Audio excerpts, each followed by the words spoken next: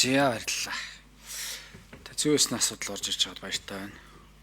Ер нь бол манай иргэд байр худалдаж авах шигстэл худалдаж авдаг л болцсон л доо. Яг өнөөдрийн нөхцөл байдал дээр. Санхүүжилтийн баталгаагүй барилгууд ихээр баригдаж байгаа. Үүнтэй холбоотой эхэлж гэрээг нь байгуулад дараагаар нь байранд одоо гэрээг нь байгуулж мөнгөний аваад тэр мөнгөөр нь байшин бариад хангалттай мөнгө цуглуул хангалттай урдан баригдана. Мөнгө цуглахгүй бол тэгээд хэдэн он жилээр уддаг ийм процесс өнөөдөр ч үргэлжилж байгаа. Зураг төсөл анх үзүүлээ тэр зураг төслийн авшид өөрчлөө хийдэг. Дураараа. Ийм асуудлууд байна. Зөвшөөрөл хяналтын уялдаа холбоо алдагдчихж байгаа ийм асуудал байна. Иргэд бодит мэдээлгүйгээр гэрээ хийж байгаа. Одоо нэгсэндээ харгуугаар гэрээ хийж байгаа юм процессуд байна. Тэгээ энэ асуудлуудыг айлуулах шийдэхин төлөө байгаа болов уу гэж би ойлгож байгаа. Ер нь бол эцэст явж хохирогчт нь өөрсдөө иргэд болчиход байгаа. Хэрэглэгч болчиход байгаа. Тэгээ бид нар хэрэглэгч эрхийг хамгаалах тухай хуулийн дээр ч гэсэн одоо бас энэ тухай яриад хийх гээл одоо юмнуудыг хийгээл яваад байгаа. Тэгээ энэ бол зүгээр нэг тийм алдаа биш хариуцлагын тогтолцооны л асуудал болчиход байгаа л гэдгийг хэлэх гэж байгаа. Ер нь зөвхөн орон сууцны асуудал биш ээ. Энэ газар сайгүй байна. Өсгөл аймгийн Эренчинлэм суман дээр 10 жилийн сургууль бариад ерөнхий боловсролын сургууль бариад 80% гүйцэтгэлтэй байхад нь улсын комисс үлгээд авцсан.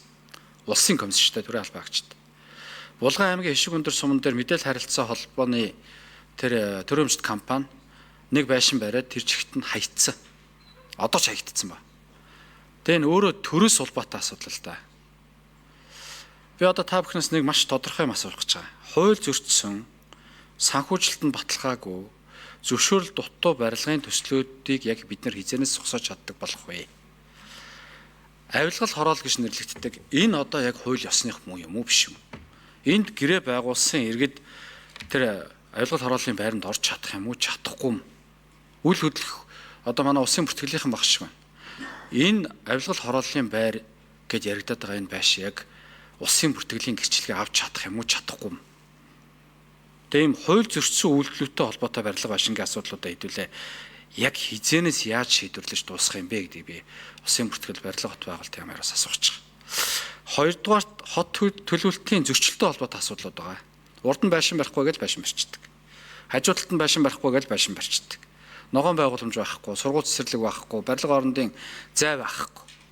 Тэгээ энэ хот байгуулалтын ерөнхий төлөвлөгөө зөрчсөн барилгын асуудлуудыг ер нь цаашдаа бид нар яаж шийдэх юм? Одоо тэр авилгал хороол гэдэг яригадаад байгаа газар чинь усан дээр очиж барьсан шүү дээ. Туулгол дээр усан парк барина гэж хэлж хагаад барилга өрцсөн асуудал.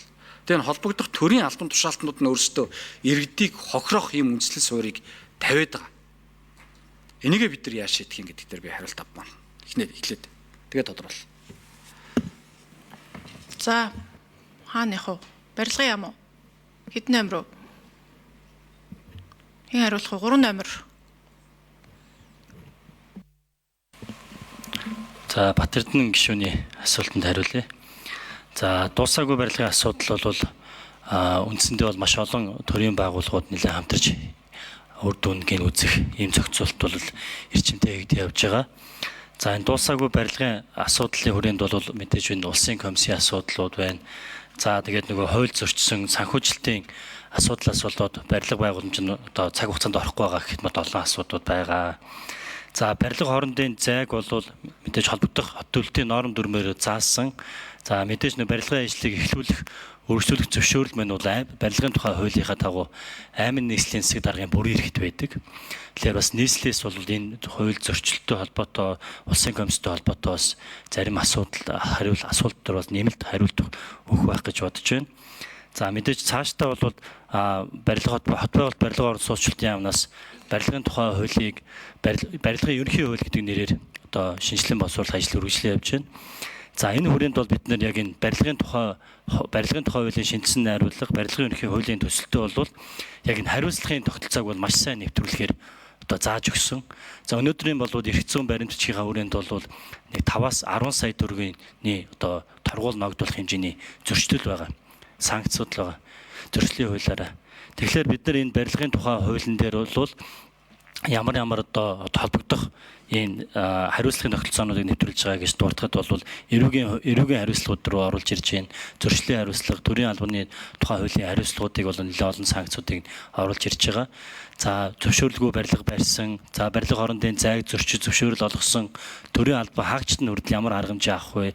За тухайн одоо ажлыг гүйцэтгсэн зурагцлыг зохиосон инженерт нь хүртэл ямар арга хэмжээ авах вэ гэд энэ хүнтэй компанитаа бүх одоо талуудтай нь бол энэ холбогдох хариуцлагын тогтолцоог илүү сайжруулахын бичиг баримтуудыг бүрдүүлээд энэ хаврын чуулганд бол энэ хуулийнхаа төслийг өргөн барихаар ажиллаж байгаа. За нийслэлээс нэмж тодруулж хариулт өгөх байхаа. Тий, Бацраг дарга одоо энэ барилгын яам өмнөх олон л бас асуудал байсан баг. Тэгээ энэ барилгын хууль тогтоомч шинжлэхдэггүй, хариуцлагын асуудал хаана байхгүй, бодлогын яам гэж уг нь та хэдийг хараад байгаа. Гэтэ бодлого ерөөсөө гарахгүй байгаа. Энэ 2024 онд энэ парламент байгуулагдсанаас хойш барилгын хууль, орон сууцчлалтын тухай хууль, орон сууц ашиглалтын тухай хууль хийнэ гэж яваал гэсэн. Би хүртэл арга ядаа цөөхөн хуульд санаачлаад явах нь гэхээр орон сууц ашиглалтын хууль бид нар хийж байгаа давхарднаа гэдэг юм яриад болсон. Одоо ингээд 2 бараг жил болох гэж байна. Наад хууль чи яасан дуусч боловсруулагч дуустгүй юм бэ? Тэгээ та бүхэн дээр барилгын хяналт чанарын асуудал, энэ норм стандарт яагаад энд алдагдчихад байгаа энийг засах бодлогоо оруулж ирэхгүй бол иргэд л хохироод байна шүү дээ. Тэгээ Батамгалан сайд одоо санд асуудлыг хэрүүл хийхгүй энэ бодиттой хохирж байгаа иргэдийнхээ асуудлыг шийдэх асуудал дээр анхаармаар байхгүй юу? Танай яамнаас нэг ч хууль одоо манай улсын хурал дээр орж ирэхгүй байна. Яасан удаан ажилтдаг хууль юм бэ? Бүхэл бүтэн яам штэ, хувь гишүүн биш. Энийг хурдан анхаарч хиймээр байна. Одоо улс төрийн хэрүүл тэмцэл хэдрээ бодиттой иргэдэд хүртээмжтэй ажиллаа хиймээр байна. Тэгэл нэг сан асуудал болохоор бөөн хэрүүл тэмцэл. За нийслэлээс хий хариулах уу? Хариулахгүй мó. За хууль зүйн сайд, энх хоёр сайд нэмэлт хариулт.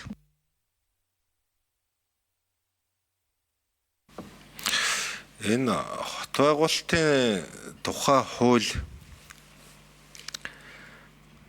22 онд орж ирсэн баха улсын их хурлд. 22 он гэсэн чинь. Тэгээд түрүүчийн парламентын үед 2 жил дарагдаад хэлцэх шийдчихэд ажлаас гаргаад тэгээд батлагдахгүй байсараад 24 онд буцаад засгийн газар руу буцаагдсан. За энэ хот байгуулалтын хууль бас дангаараа гарах ёстой хууль биш юм билээ. Газрын багц хуультай цуг гарах ёстой. Яагаад тэгэхээр барилга байшин бол газар дээр өргөдөн. Газар дээр. Тэгтэл газар дээр одоо би наад захын жишээ ярив. Газар эзэмших ашиглах хугацаа маань өөрөө. Тэгэхээр засгийн газар бол дотроо ярьж байгаа дөнгөж өчигдөр барилгын хууль, хот байгуулалтын хуулийн үзэл баримтлалыг хууль зүйн сайд, барилгын сайд хоёр хамтарч баталсан. За тэгээ 22 онд боловсруулсан хууль жоохон өөрчлөлт ороод одоо л орж ирэх гэж байгаа юм байна.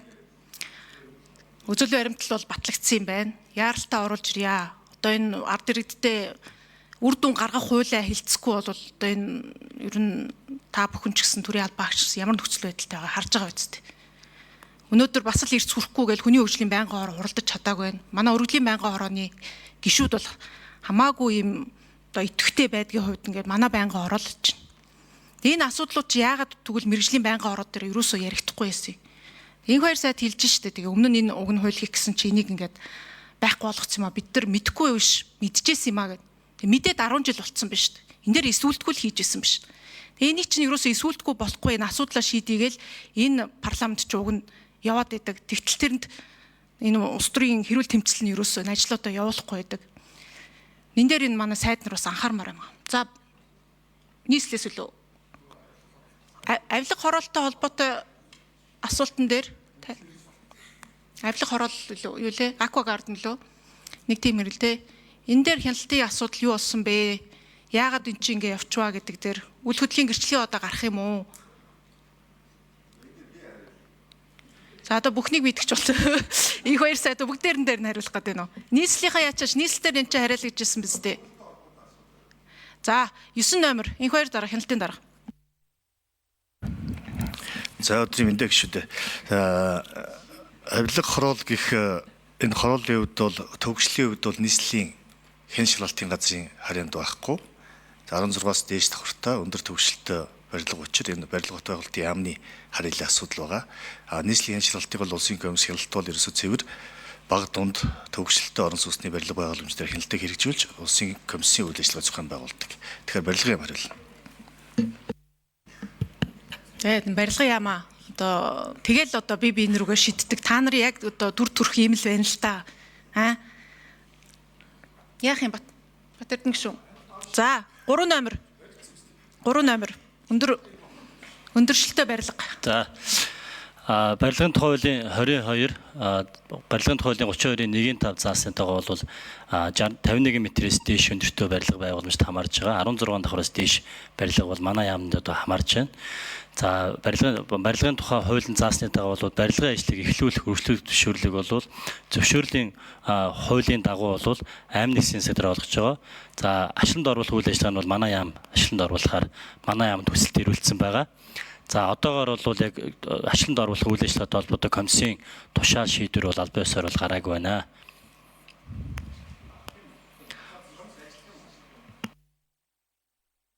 За 3 номер комисс ажиллах юм уу, ашиглалтанд авах юм уу, хууль дүрм журмынхантайгаа ямар байгаа гэдэг дээр 3 номер. За комисс ажиллахтай ажиллахгүйтэй холбоотой манай хуулийн одоо байгууллагууд хуулийн хэлцийнхэн бол холбогдох шүүхийн шийдвэр авилга тэмдэх газрын холбогдох зөвлөмжүүдийг бол авахар ажиллаж байгаа. За тэгээд хууль барилга хэмжээг ашланд оруулах комиссийн үйл ажиллагаа зохион байгуулахад ямар нэгэн эрх зүйн одоо асуудал байна уугүй гэдэг дээр зөвлөмж гаргаад тэрнийхээ дагуу ажиллах байхаа. Яг би бол өнөөдөр ажиллахыг нь бол хэлж мэдэхгүй байна. За Батэрдэн гишүүн тодруулъя. Таны асуулттай холбоотой л хариултууд яваад байна. Энэ уул нь миний 1 минут явах гээд байгаа байхгүй. Уул нь хариулчмаар байгаа байхгүй та нар. Тэр авилгатай тэмцэх газар мазар гэхээс илүү та нар тэр байгаль экологийн үнэлгээтэй холбоотой асуудлыг л та нар үзэх ёстой үстэй. Сая инквайр сайд хэллээ шүү дээ. Газаргүй барилга гэж байхгүй. Тэр газрын тухай барилга баригдаж болох юм уу гэдгийг та нар тодорхойлох ёстой шүү дээ. Бодлого барьж байгаа юм. Тэг ингээ бие биенээсээ шийдэдэг. Эсвэл та нар бүгдээ авилга авсан юм уу? Гого инээдэн биш байхгүй даа энэ. Тэнд хідэн барилга усцсан байгаа үлээ. Та мэдж байгаа юу? Хідэн иргэн тэнд тохирох гээд байна гэдгийг л би асуугаад байна. Тэрийг л маш тодорхой хэлээд өгөөч. Тэгээ миний одоо болон тодруулгын 1 минутыг хасмаар байна. Энэ одоо би түрүүнийхээ асуултанд л хариулт авмаар байгаа байхгүй. Тэгээд тодруулган дээр өөр юм асуу гэсэн чинь ингээд бие биенлэгөө бухсаар байгаа энэ хүмүүс чинь асуудал өнгөрөх гэж шүү дээ. Иргэд эцсийн эцэст хэрэглэгч нар иргэд хохироод байгаа учир шалтгаан та нар өөрсдөө болчиход байна шүү дээ. Та нар ийм үлбгэр ийм хариултгүй, ийм айсан, ийм байж болох юм уу?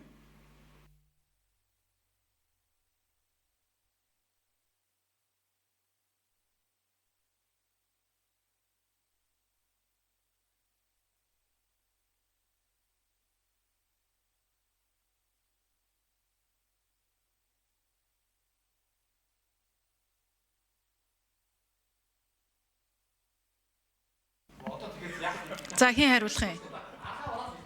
За 4 номер дэцэд. За Батэрдэн гишүүний асуултанд хариулъя. Ер нь бол энэ аквагардны гэж хотхны зөвшөөрлийг бол одоо хууль ёсны дагуу бүгдээрийн бүрдүүлээд анх барилгын ажлыг эхэлсэн юм байлээ. Тэгээд явцад нь бол одоо газар бусад тэр усны сав газар туулын одоо бэлэх янз бүрийн асуудлууд гарч ирээд тэгээд одоо хэн нь ямар хариуцлага одоо юу хийх тухай тодорхой ямар шийдэл байхгүй. Өнөөдөр тухайн барилгаас одоо нийт барилгын 85% нь борлогдсон гэсэн мэдээ бол одоо биднэрт ирсэн байгаа. Тэгэхээр тэнд бол одоо хичнээн хохирч гарах нь ийм асуудал үүсээд одоо иргэдийн мөнгөөр барьсан барилга гэж ойлгохдоор ийм хэмжээнд хүрсэн байна. Хууль шүүхийн байгууллагаар догоомдол өргөдөл бусад одоо авилгалтай тэмцэх газрын одоо шийдвэрүүд удаашралтай байгаас холбоо.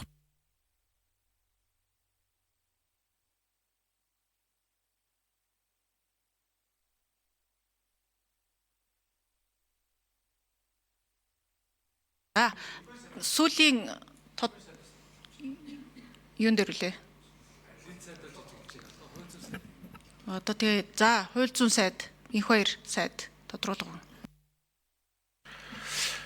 Энэ авилга хороол биш дээ. Энэ манай газрын хууль, барилгын хуулийн зөрчилдөөний одоо зүгээр нэг л жишээ шүү дээ. Одоо манай газрын хууль, тусгай хамгаалалттай газрын хууль хоёр ингэ тусдаа. Газрын хууль нь болохоор хүмүүсийн ойлгохтой энэ хот суурин газрын хууль гэж ойлгоод байгаа шүү. За тэнгууд одоо энэ яг туул голоос одоо энэ богдуулах, эсэртлэх, хүртлэх одоо хэдийн их найдын хөрөнгүүд чинь отог гэдэг газрын зөвшөөрлөлтэй байгаа шүү дээ. Газрын зөвшөөрөл нь. Энэ дээр хэдэн тэрбум их найдын хөрөнгө байгаа хүмүүсийн. Тэгэхээр энэ хуулиа бид эхлээл янзлах хэрэгтэй. Тийм учраас би өмнө ярьж явах одоо газрын багц хууль гээд 5 хууль өргөн барьсан байсан. Буцаагдчихад байгаа байхгүй юу? Буцаагдаагүй энэ даваа суран сайд татаа авцсан.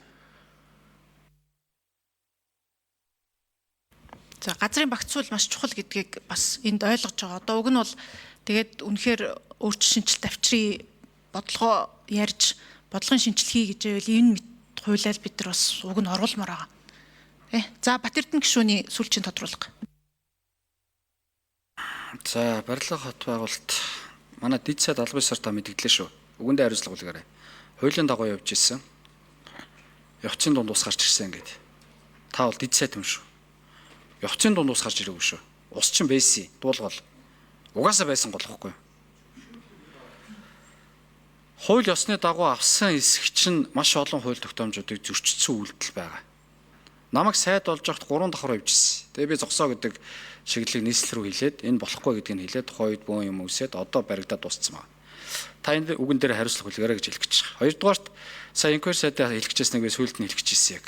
Отоглох тусгай амгалт газрын нутгийн тухай байл. Өндөр барилгууд баригдсан. 2013 онд нийслэлийн засаг даргаар ажиллаж байсан Баттүл Нисхийн харамгийн хөгжүүлэлт төлөвлөгөө гаргаад 14 онд дэд бүтцийн татуулаад 15 онд стандартаас өндөрчлөлтийг авч ирснээр энд барилгагдсан байхгүй. Одоо бид нар эднэрийг яах вэ гэдгийг барилга хот байгуулалтын яамсаа. За энэ дээр барилга хот байгуулалтын яам хариулах уу? Энтэй холбоотой өргөдлөөс манай байнгын орон дээр нэлээд их ирсэн байгаа. Бид нар бас за барилгын яамнаас хэн хариулах уу? 3 номер Батцэрэг дарга.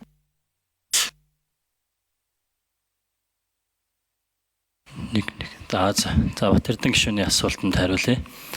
За өнөөдрийн байдлаар бол отоглох гэдэг үгтэй холбоотой асуудал бол байгаль орчны сайдын эрхлэх асуудлын хүрээнд зохицуулсан ийм олон улсын конвенцийн хүрээнд ингээд зохицуулж байгаа үг хэлбэр юм билээ.